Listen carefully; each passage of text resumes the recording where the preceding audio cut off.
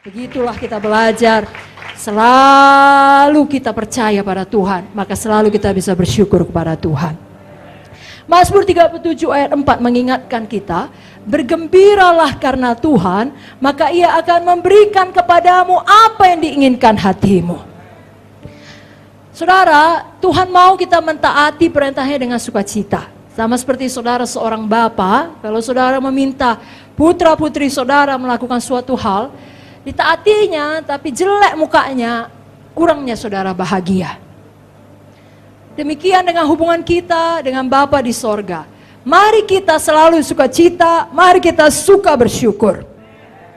Kita memiliki Amsal 15 ayat 13 dan ayat 30 berkata, muka berseri-seri, mata bersinar-sinar.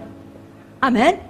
Saya bacakan ya, Amsal 15 ayat 13. Hati yang gembira membuat muka berseri-seri, tetapi kepedihan hati mematahkan semangat.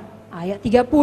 Mata yang bersinar-sinar menyukakan hati, dan kabar yang baik menyegarkan tulang. Coba lihat dulu kiri kanan, apakah mukanya berseri-seri dan matanya ngantuk? Salah, bersinar-sinar.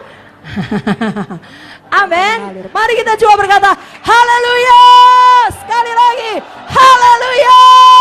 Kemuliaan bagi Tuhan, haleluya. Yang ke-14, apakah kita sadar betapa sedikitnya yang kita ketahui? Semakin kita menyadari hal ini, semakin rendah hati kita, semakin dinyatakan Zoe di dalam hidup kita. Amsal 17 ayat 27 mengatakan, orang yang berpengetahuan menahan perkataannya. Orang yang berpengertian berkepala dingin. Saya bacakan sekali lagi. Orang yang berpengetahuan menahan perkataannya. Orang yang berpengertian berkepala dingin. Jadi ayat ini mengajarkan, semakin banyak yang kita ketahui, semakin kita menyadari lebih banyak yang tidak kita ketahui. Dan kesadaran ini membuat kita semakin lambat untuk berkata-kata.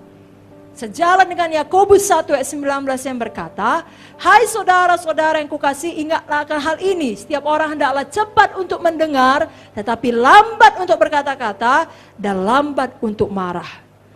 Ayub pun harus ditegur Tuhan, karena dia banyak bicara tanpa pengertian. Ayub 35 ayat 16, maka Ayub berbesar mulut dengan sia-sia, banyak bicara tanpa pengertian. Tuhan tidak suka. Dalam Ayub 38 ayat 2 sampai 4, Tuhan menantang dia dan berkata, siapakah dia yang menggelapkan keputusan dengan perkataan-perkataan yang tidak berpengetahuan? Bersiaplah engkau sebagai laki-laki, aku akan menanyai engkau, supaya kau memberitahu aku, di mana engkau ketika aku meletakkan dasar bumi. Ceritakanlah kalau kau mempunyai pengertian. Karena Ayub sibuk kali mengatakan kebenarannya, Tuhan bilang, apa itu? Pada waktu aku ciptakan bumi, di mana kau? Tidak bisa kita ciptaan sombong terhadap pencipta kita. Amin saudara. Dan memang sesungguhnya hanya sedikit sekali yang kita ketahui di dunia ini.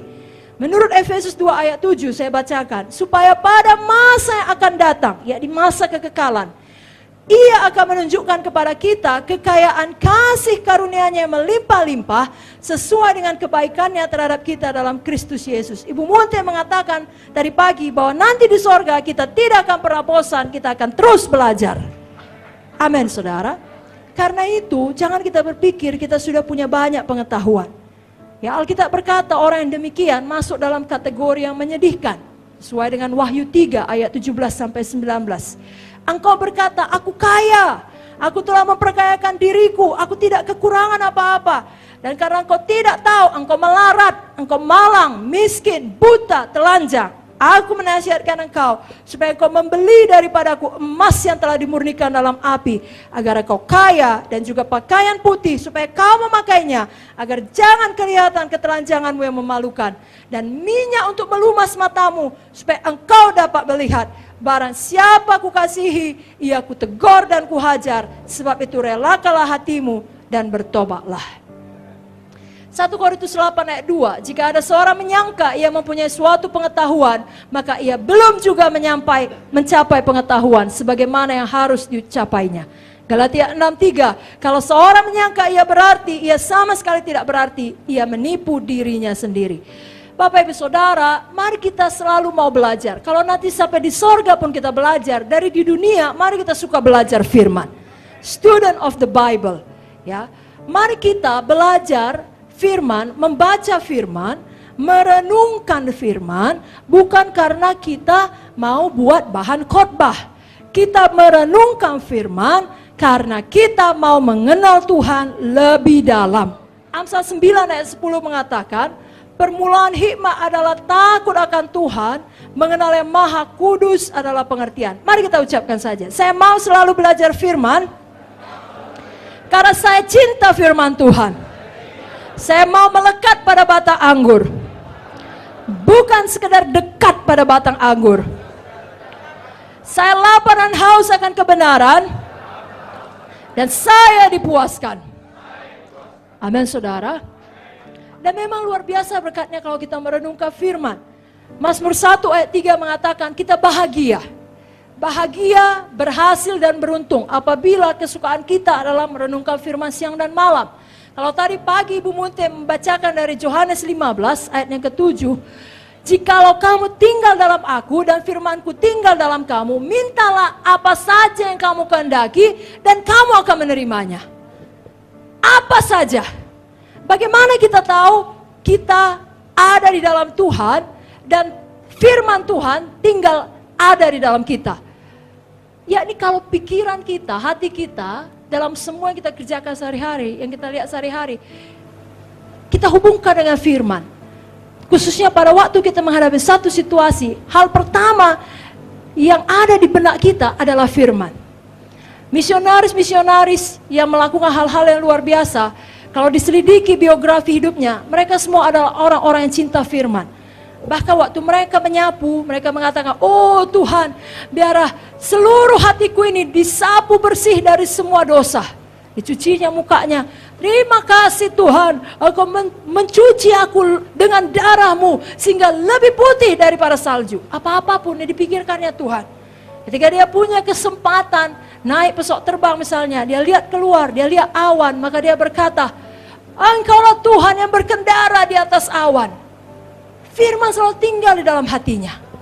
Itu sebabnya ketika datang situasi yang sulit, katakanlah dia sakit, katakanlah dokter mengatakan itu penyakit sangat parah, dia tidak lagi lari ke dalam Alkitab. Memang Alkitab sudah ada di dalam. Amin saudaraku. Dan kalau itu sudah sampai kita pada tahap seperti itu, firman dalam kita dalam firman, betapa hebatnya.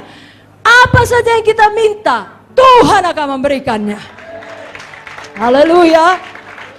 Jadi firman Tuhan perlu berada di dua tempat dalam hidup kita yang paling penting. Satu dalam hati, satu dalam mulut. Amin saudara.